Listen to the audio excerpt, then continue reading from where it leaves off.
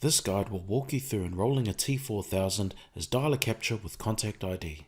Start by clicking Add Device, then select T4000. Fill in the required information, a site name, serial number from the front of the T4000, and a reporting format. As dialer capture is default, there's no change required.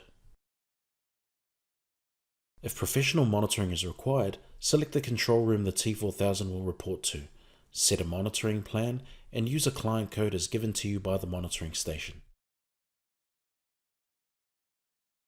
If additional services are required, like push notifications, add them now, otherwise continue.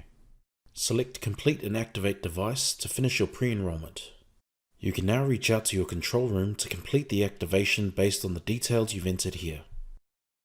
You can now administer to your newly enrolled T4000.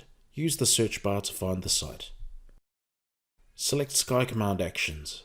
As part of a basic T4000 dialer capture enrollment, we create a key switch action for you. Feel free to edit or remove this action as needed. Click SkyCommand Users to begin adding app users to the site.